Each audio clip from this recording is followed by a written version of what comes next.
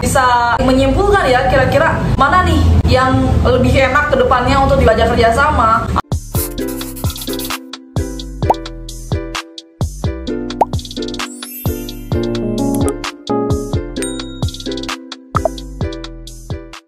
Assalamualaikum warahmatullahi wabarakatuh. Kembali di channel Entrepreneur Project. Buat teman-teman yang belum subscribe, jangan lupa subscribe dan nyalakan notifikasinya biar kalian gak ketinggalan informasi yang akan kita bagikan selanjutnya. Oke, ini udah lama banget gak buat video, jadi kemarin sempat diselingi beberapa short karena kita baru ada kesempatan buat video lagi. Kebetulan kemarin seru banget nih, ada 11-11 dan kita juga rame banget jualannya di marketplace, di e-commerce. So bagaimana dengan pedal sekalian? Apakah kalian juga rame? Apakah emang 11-11 nya rame banget? Mudah-mudahan rame banget ya, dan mudah-mudahan belum rame juga ke depannya atau di 12-12 bisa lebih rame lagi dari 11-11 kemarin. Oke, kali ini kita akan bahas tentang perbedaan ekspedisi yang menyediakan jasa COD.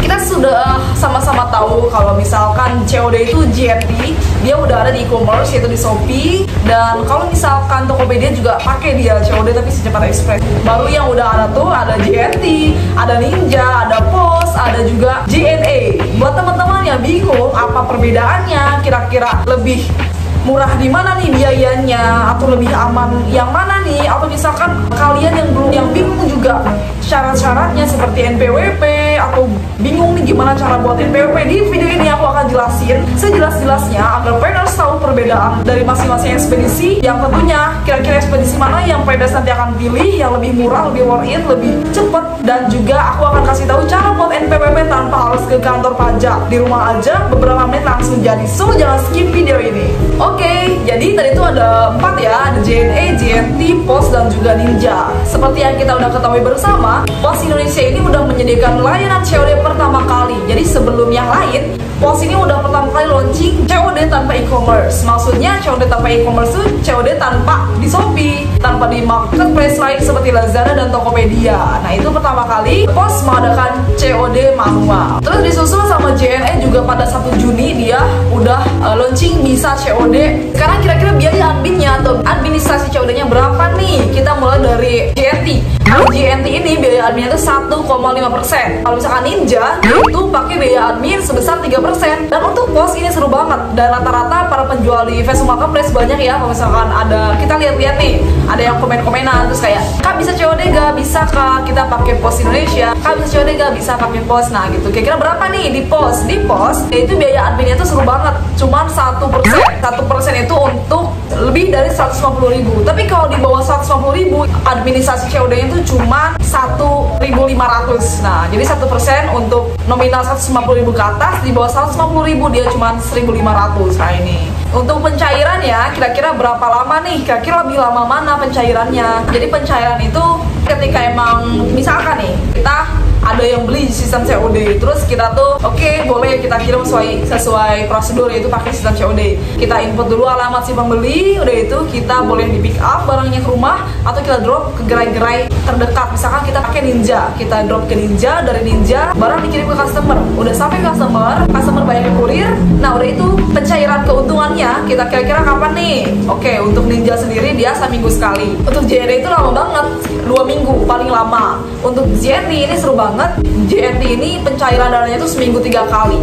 Dan kalau POS dia langsung cair. Jadi ketika emang customer udah bayar ke kurir, terus kurir udah konfirmasi barang diterima dan udah dibayar, itu langsung cair ke POSPay. POSPay itu adalah aplikasi yang nanti kita akan download kalau misalnya kita mau pakai COD POS. Nanti kedepannya kita bahas kira-kira POSPay itu apa. Selanjutnya untuk retur, ini yang paling ditakutin banget, retur. Kenapa? Banyak banget lah ketika emang COD manual dan e-commerce ini launching, banyak banget yang marah-marah gitu, para seller tuh kenapa dipermainkan. So buat customer-customer yang sekiranya pesen barang COD, please kalau misalkan ada masalah bisa diselesaikan baik-baik, jangan langsung minta retur, bisa diselesaikan baik-baik. Misalkan kalau misalkan ada kesalahan bisa ganti rugi, bisa diobrolkan secara kekeluargaan, karena kalau misalkan sampai retur itu seller otomatis rugi. Kecuali kalau misalkan sellernya itu udah melakukan kesalahan-kesalahan fatal, ada kesalahan harga atau yang lainnya, itu boleh diretur, tapi harus bijak returnya. Jadi untuk para seller dan para customer kita harus sama-sama jujur dan amanah. Jangan sampai dengan adanya COD ini justru dipermainkan atau justru kayak merugikan orang lain. Kita kita akan bahas dulu dari biaya retur JNT.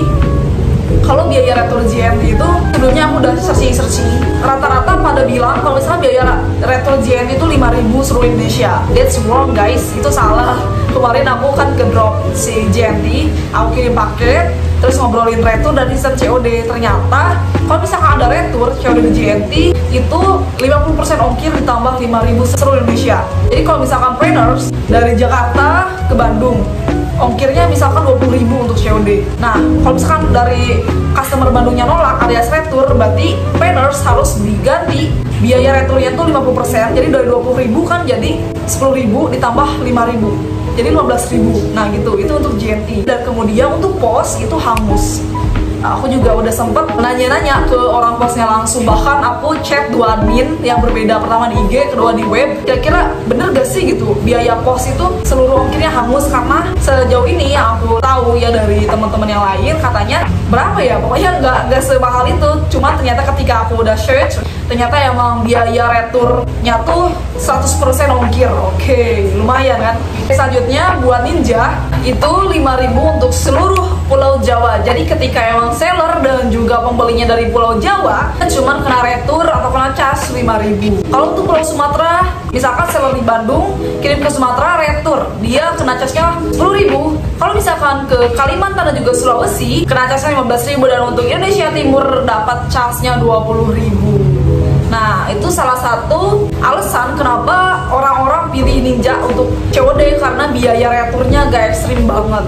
Setahu yang kita tahu juga, ongkir ke Kalimantan atau ke Sulawesi itu ada yang sampai 60, ada yang sampai 70, 80. Kalau misalkan pakai Ninja, itu cuman kena cas atau kena ganti ruginya 15.000. Tapi kalau misalkan pakai yang lain, misalkan JNE atau misalkan JNT, dia lebih gede lagi. Apalagi kalau misalkan pakai JNE dan pos. Jadi kita bayar full. Misalkan kalau misalnya kita kirim ke Kalimantan 80.000, ya wayahna lah, kita harus bayar kerugian lagi 80.000. Itu kenapa orang-orang juga banyak yang pilih Ninja sebagai solusi COD manual. Untuk pos dan juga JNE, dia ketika emang ada yang retur itu full kita gantiin ongkirnya.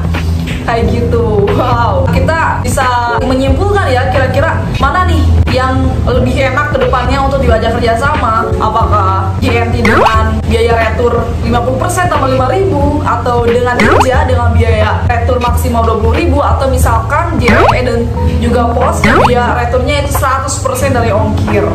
Nah, untuk syarat-syaratnya apa aja Kak biar bisa join langsung bisa COD manual? Kita nggak bisa langsung ke drop, Kak minta COD atau Kak ini bayar COD, nggak bisa. Kita harus ada kerjasama dulu. Bahkan di beberapa ekspedisi ini ada surat kerjasamanya. Syarat-syaratnya semuanya sama, ada KTP, ada buku tabungan atau rekening, juga ada NPWP. Teman-teman yang bingung atau udah mudeng, aduh NPWP bakal ribet nih gitu. Duh NPWP serius, itu kan sejauh ini yang kita pikirkan ketika mendengarkan NPWP itu ribet, ngantri, mahal. Gak perlu mikir ke sana lagi karena kita udah buat tutorialnya untuk membuat NPWP di rumah aja, cepet, langsung jadi di bawah 10 menit. Bahkan NPWP-nya diantarin ke rumah, bisa cek di atas ini. Itu cara membuat NPWP. Karena untuk daftar COD ini selain KTP dan juga buku tabungan itu butuh NPWP. Dan di beberapa ekspedisi lain seperti ada yang bilang juga katanya di JNT perlu pakai KK katanya. Oke, kita siapin aja.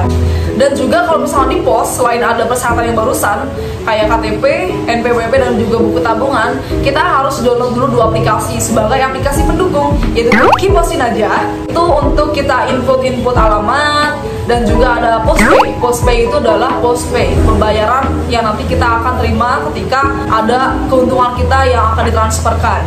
Dan kalau misalkan khusus buat JNE, dia persyaratannya tuh salah satunya kita harus punya member JLC. Jadi JNE ini lagi ngegembor-gemborin banget ya para pengguna atau para pelanggan yang punya kartu JLC. So kita sebelum daftar COD harus daftar dulu JLC. Dan ini prosesnya cukup lama, dan minimal pula yang bisa daftar COD adalah member yang punya kartu JLC minimal 1 bulan. Selanjutnya untuk masa pembayaran di awal atau ongkir, Ada beberapa yang udah cashless. Cashless itu ongkirnya dibayarkan oleh pembeli tanpa kita harus nanggung dulu. Dan ada juga yang masih non cashless. Nah ini juga menjadi perhatian khusus karena ketika kalau misalkan kita seller-seller yang modalnya masih sedikit, Pak, ini cukup juga nyedot dompet ya.